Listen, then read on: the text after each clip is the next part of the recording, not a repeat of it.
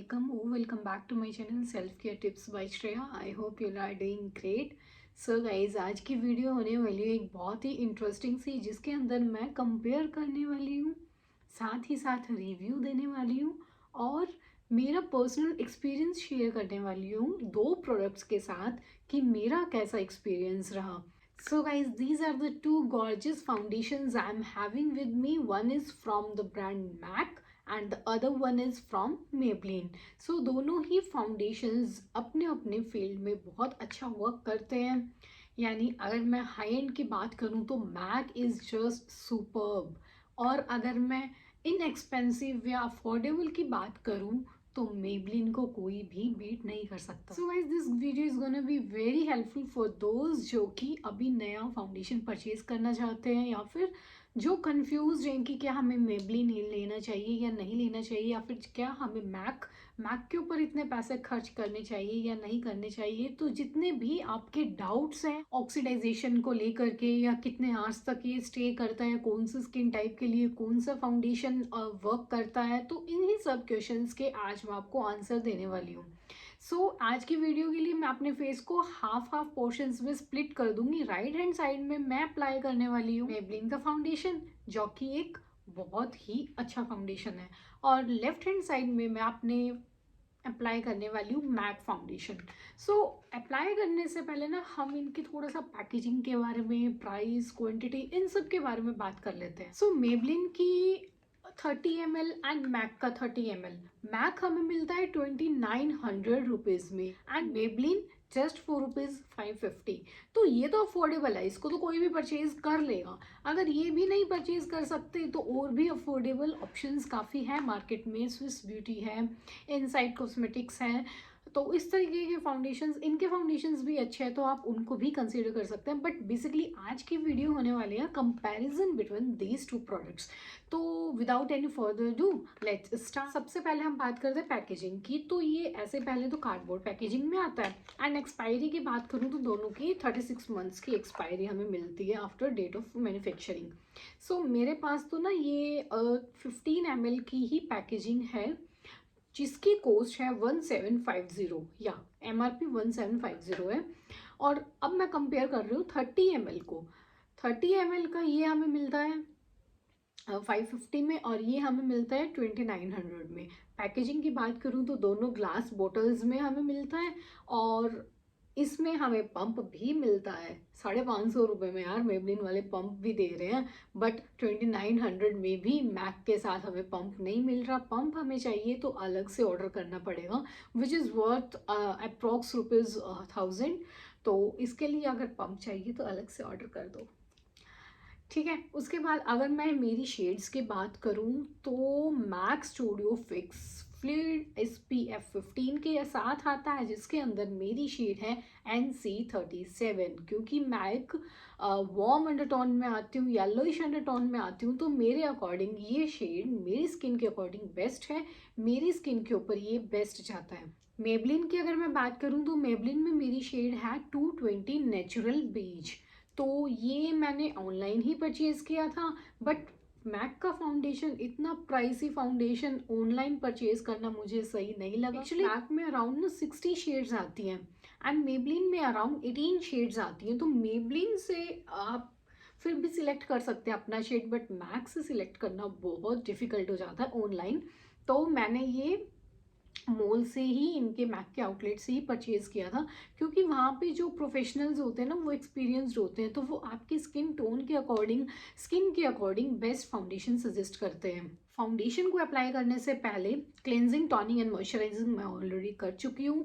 Primer को हम बिल्कुल भी स्किप नहीं करेंगे, चाहे आपकी कोई भी स्किन टाइप हो. ऑयली हो तो आपको ज़रूर यूज़ करना है, क्योंकि ये बेसिकली ऑयल को भी कंट्रोल करता है और साथ ही साथ एक फ्लॉलेस बेस भी देता है फाउंडेशन को. तो फाउंडेशन से पहले प्राइमर लगा लिया फटाफट से. बेसिकली मेरा ना टी जोन ही थोड़ा सा ज़्यादा ऑयली है, तो मैं टी जोन पे ज़्यादा लगाती हूँ as compare to my cheeks and all. तो सबसे पहले मैं राइट हैंड साइड पे लूँगी एक pump. This one is Maybelline, और साथ ही साथ मैं ना मैक भी ले लेती हूँ, ताकि दोनों की जो कंसिस्टेंसी है उसका पता चल जाएगा, शेड वगैरह सब कुछ पता चल जाएगा।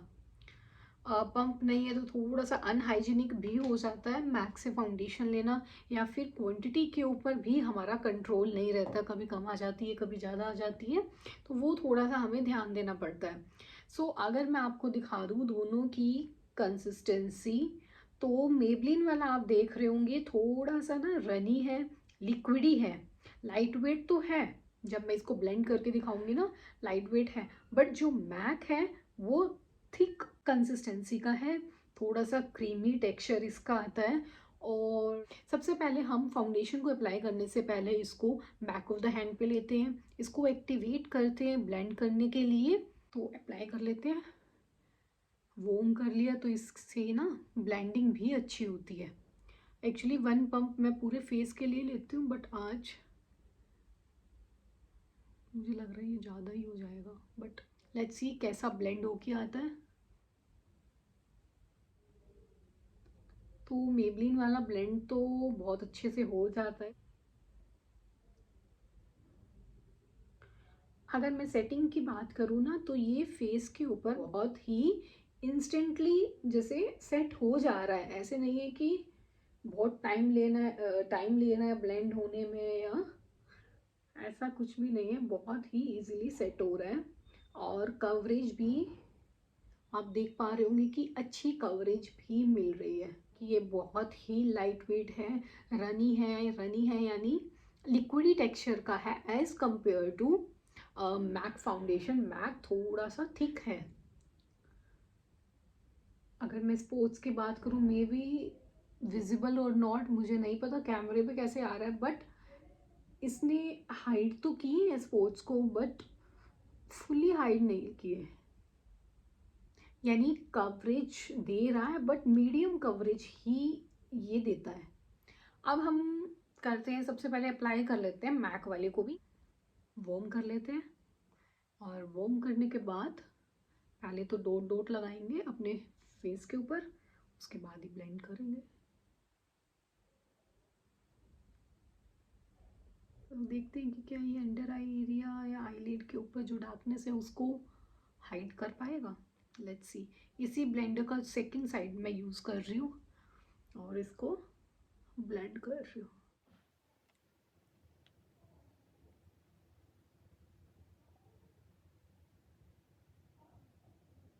नाइस। बहुत ही इजीली ना स्किन के अंदर ये ब्लेंड हो रहा है, मतलब हमें बहुत ज़्यादा प्रेशर देने की ज़रूरत नहीं है, बहुत ही फ्लोलेसली ब्लेंड हो जा रहा है।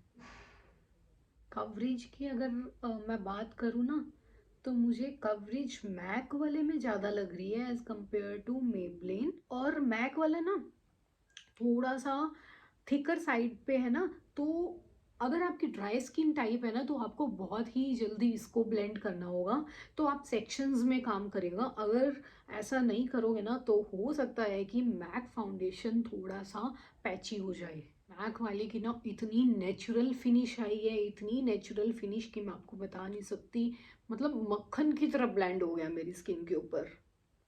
स्किन टाइप्स की मैं बात करूँ ना, तो Mac is suitable for all skin types, चाहे आपकी ऑयली है, कॉम्बिनेशन है, ड्राई है, नॉर्मल है, आप इसको इजीली यूज़ कर सकते हैं। बट मेबलिन ने कहा है कि this is best suitable for normal to oily skin type. दोनों ही फाउंडेशंस मेरे स्किन को अच्छे से कॉम्प्लीमेंट कर रहे हैं, दोनों फाउंडेशन इजीली ब्लेंड हो चुकी हैं। फिनिश की अगर मैं बात करूँ, तो मेबलिन की भी अच्छी फिनिश है, बट मैक की थोड़ी सी बेटर फिनिश मुझे मिल रही है। एक हल्की सी कोटिंग और लगा करके देख लेती हूँ मेबलिन की साइड, इससे पता चल जाएगा कि मेबलिन क्या बिल्डेबल है, यानी अगर ये मीडियम कवरेज दे रहा है तो इसको हम बिल्ड कर सकते हैं। Let's see.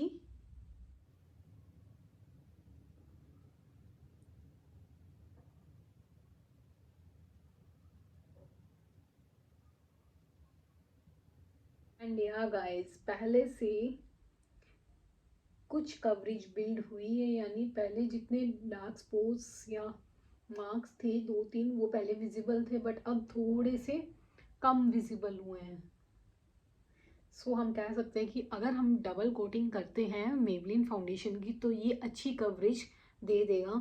फिनिश नेचुरल है, ऐसा नहीं लग रहा कि बहुत ज़्यादा मैंने कुछ अप्लाई किया हुआ है, ना मेबलिन साइड में और ना ही मैक साइड में। मैट फिनिश की अगर मैं बात करूँ तो मैक साइड तो फुल मैट है, फुल मैट, बट ये हल्का सा लिक्विड ही था ना इसका टेक्सचर, इसलिए ये सेमी मैट फाउंडेशन है।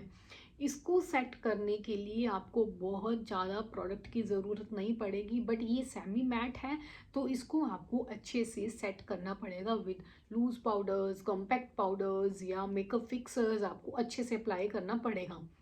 ऑक्सीडाइजेशन की अगर मैं बात करूं तो मेबलिन वाला हल्का सा ऑक्सीडाइज होता है, इसलिए हो सके तो आप 1 से 2 शेड लाइटर ही परचेज करें।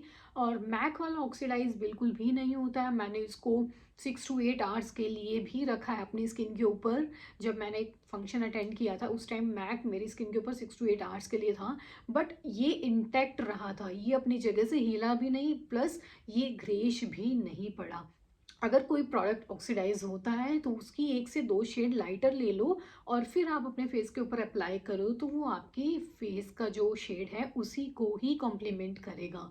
अगर मैं स्टे की बात करूँ, मेबलिन वाला 4 to 5 आवर्स इजीली स्टे कर जाता है, बट मैक इसमें बाजी मार जाता है, क्योंकि मैक 8 to 10 आवर्स आराम से आपकी स्किन के ऊपर रहेगा। 8 आवर्स तो मैंने खुद ने इसको रखा है, तो मैं मेरे पर्सनल एक्सपीरियंस से आपको ये बात बता रही हूँ। बेसिकली यही था दोनों में डिफरेंस। अगर आप सामने से देखेंगे तो मुझे नहीं लगता कि कोई शेड में आपको कोई डिफरेंस लग रहा होगा, क्योंकि दोनों मेरी शेड्स है।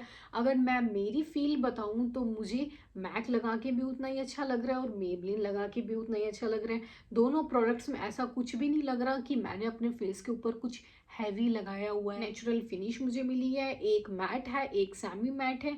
अब आप अपनी स्किन टाइप के अकॉर्डिंग परचेज कर सकते हैं। अब मैं बात करूं कि कौन से फाउंडेशन को कब कैसे यूज़ करें।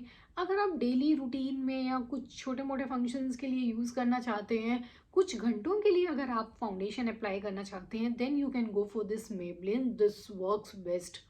अगर आपका बजट बहुत ज़्यादा नहीं है, you can go for Maybelline, this works superb. But अगर आपका बजट भी अच्छा है और साथ ही साथ आपको लॉन्ग आवर्स के लिए कोई ऐसा फाउंडेशन चाहिए, कोई पार्टी फंक्शंस अटेंड करने जो कि 6 से 8 घंटे के लिए चलेंगे, तो आप मैक के लिए जा सकते हैं। बेसिकली डेली यूसेज या छोटे मोटे फंक्शंस के लिए आप मेबलिन जा सकते हैं।